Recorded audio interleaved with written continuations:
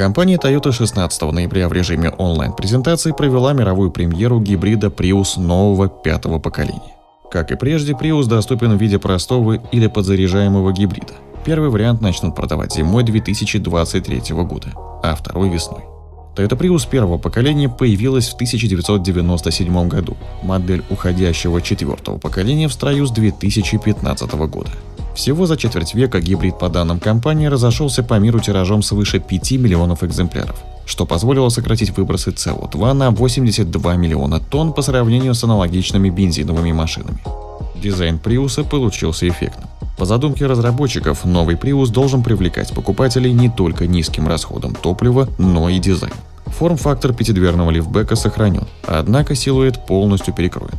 Теперь ручки задних дверей расположены в углах оконных рамок, а капот стал длиннее, как и линия крыши. Переднюю часть компания сравнивает с головой акулы-молота. У кузова плавные линии, а задние фонари выполнены в виде единой полоски. Для топ-версии теперь положены 19-дюймовые диски.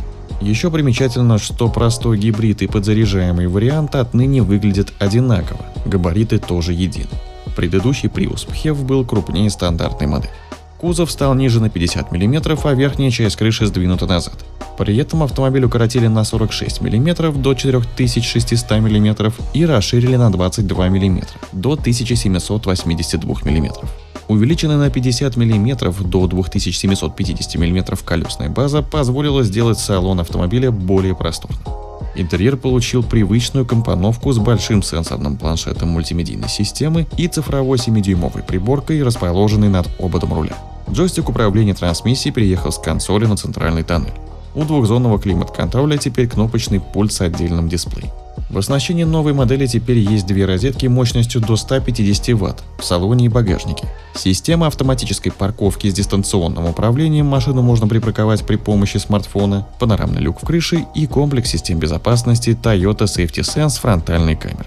Для нового подзаряжаемого Prius предусмотрена солнечная батарея, которая встроена в крышу, и функция предварительного охлаждения салона. Она активируется, когда машина стоит на зарядке. 7 лет назад Prius стал первой моделью, построенной на модульной архитектуре TNGA. Сейчас новый гибрид примерил первую усовершенствованную версию TNGA. Архитектура прежняя. Стойкий Макферсон спереди, независимая двухрычажка сзади и тяговая батарея под задним диваном. Но центр тяжести смещен ниже и вдобавок увеличена жесткость кузова.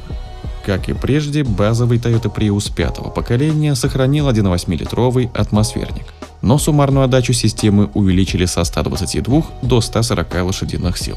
Разгон до сотни составляет 9,3 секунды.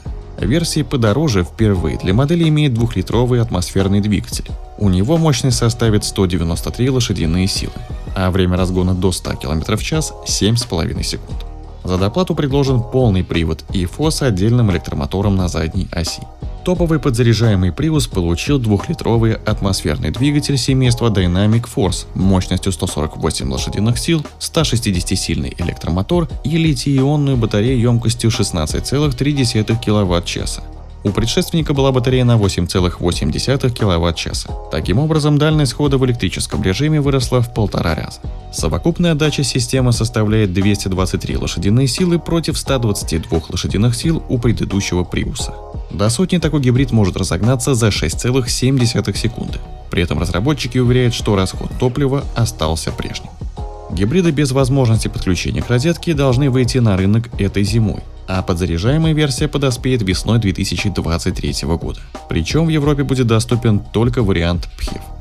Как вам внешность нового Prius? Стал ли автомобиль выглядеть лучше? Поделитесь своим мнением в комментариях и поддержите это видео лайком. Также хочу напомнить, что у меня есть телеграм-канал, где каждый день публикуются новости. Например, из актуального по теме Crown стал отдельной маркой, которая расположилась между Toyota и Lexus, а российский завод в Санкт-Петербурге стал сокращать сотрудников. Ссылку на телеграм-канал я оставлю в описании и закрепленном комментарии, чтобы вы не пропускали новые видео и были в курсе последних событий автоиндустрии.